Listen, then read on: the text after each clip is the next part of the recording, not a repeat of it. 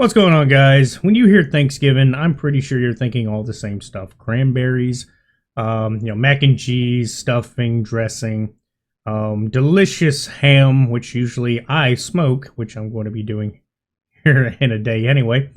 Or you're thinking of some of the usuals, which is a turkey. Now, normally people stuff turkeys with stuffing. You know, it's simple. It's made of, multiple things. It's been a long time tradition for a lot of families to do that, or boil it, or deep fry it. Not boil it. What am I talking about? Deep frying a turkey or smoking a turkey, oven cooking, just simple stuff. But when I say stuffing a turkey, you usually think of food. But PETA apparently went and did an investigation and found out that a certain company was actually stuffing turkeys in a different way before they were going out to the public. Now, I'm going to go ahead and warn you, this stuff is pretty gross. I'm going to have to blur out more what's already blurred out because there's certain actions that I'm pretty sure YouTube will not find very fun.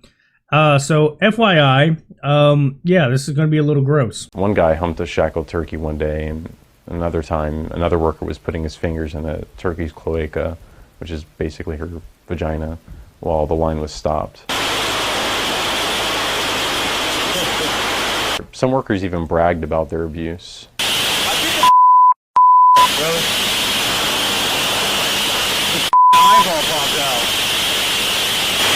When people go to the grocery store and they see Butterball or other turkeys all wrapped up in plastic, they just don't know what happens to the birds before they end up in the meat case. I mean, how could they?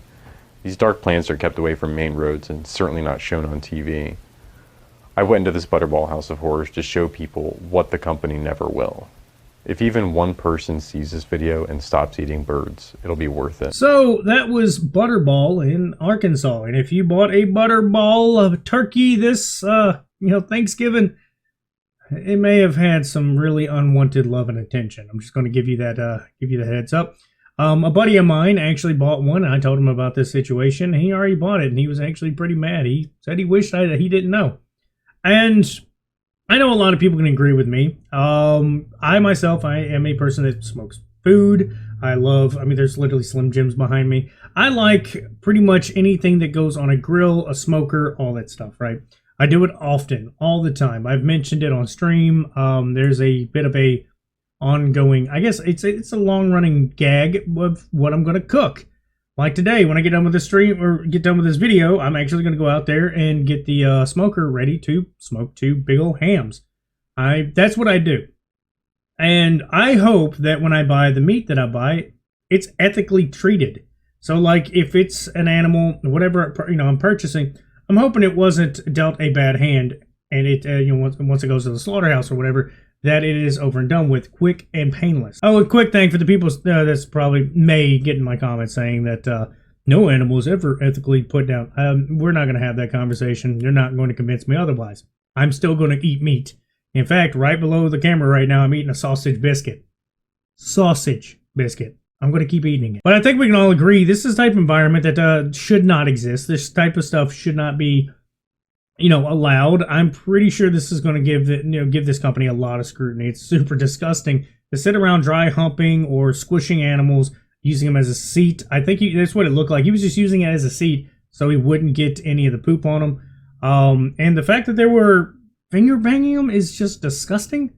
That is like going way too far. That's extra too far. Now, the only thing that I kind of caught me off guard was the dude talking about how he hit an animal until I popped out. I don't know if that was a joke. Out of context, it looks bad because the guy says he was bragging about the animal abuse. And with everything going on, I can at liberty to believe that was real. And the reason why I say that is because I was trying to wrap my head around this. What could be out of context? What could there have been a joke somewhere like dark humor? Dark humor exists, but with all the stuff that he showed, I don't see this being a dark humor situation. Like, I'll give you an example. Okay, there's a guy I knew. One of the jokes was he tried to act like he was a cold-hearted bastard. That was his joke. That was his long, reoccurring joke, was he would try to say obscure things just to seem like he was cold-hearted. When in reality, he was an animal-loving teddy bear that would do nothing to anyone. Okay, so for instance, he would foster animals. So he'd foster cats all the time, really loved them. he would try to get them to warm up to people as much as he possibly could. And when he finally would find a family, he'd give them to the family. And the family would always be like, oh, yeah, this cat's super loving, super cuddly. It's a lap cat. And it's like, yeah, that's how the guy would raise these cats, was he was perfect for it. And it came down to a joke they would make. The dude's like, one of his friends said something, and they were like, hey, man, so how's the cat doing? Oh, it's doing fine. The family's loving it. The cat's being really, well taken care of. Like, he makes sure that he vets everything to make sure the animal doesn't get hurt. And the guy's like, oh, yeah, it's cool. And then he decides to turn it into a joke. I don't know why his humor's that way, but he turned it into a joke by saying, if you tell anybody that I care about animals, I'm going to deny it, and I'm going to tell you I beat that animal to death. He made the joke of, like, he said he strangled it until its eyes turned red. He said you'd be surprised how quick eyes go from white to red. And then he went, that's the noise the eyes made. Which is kind of almost in line with talking about the turkey getting beat till his eye came out. And that's where I will say, beyond the physical footage that you see, the physical evidence of them doing what they did, I think it's a lot of idiots trying to be funny in a very dark area. Because slaughterhouses, you have to have some kind of disconnect when you're doing this, okay? And I'm assuming these dudes were just a bunch of morons.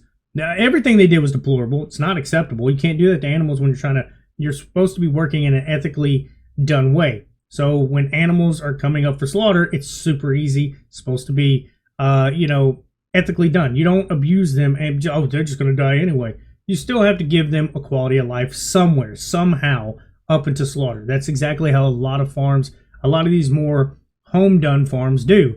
For like quick instance, usually these grass fed ones, there's a guy, he was on TikTok, he's got a robotic like farm. He's trying to explain how these people are like, dude, they're always inside, they're never outside. And he tries to explain, yeah, they hate it out there. He leaves it open. They never go outside. They're right there where they can eat all their food. They poop in the middle and then they sit in their own stalls where it's open. They don't care. And that just shows that, there is a way to be ethical. These people are completely unethical. Now, I would also like to say I think it's kind of ironic that it's PETA that's trying to virtual signal that they're doing such a great thing, exposing these people. I don't want people to forget about the Chihuahua. That is the bare minimum. I would like to, express my condolences to people that PETA may have attacked. If you didn't know, allegedly, they went and kidnapped a Chihuahua and put the Chihuahua down within an hour of getting it. They wanted that thing gone because I guess, I don't know who made the decision, but apparently you're not supposed to own animals under PETA's thought.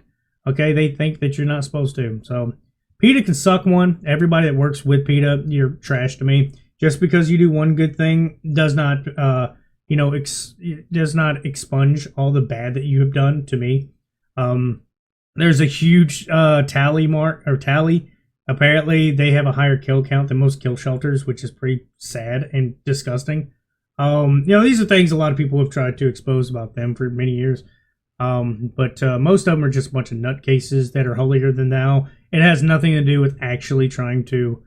If you had to ask my opinion, it doesn't seem like they're the types that actually do it for the good. They just do it because they want to feel better than you. It's just a bunch of virtual signaling morons. And, the only thing that came of this is they get to expose some people treating animals bad and they need to be taken care of. Okay, fired, whatever it may be. Because you need people that will take that job very serious and actually do everything ethically. But yeah, guys, about all I got to say. Y'all have a good one.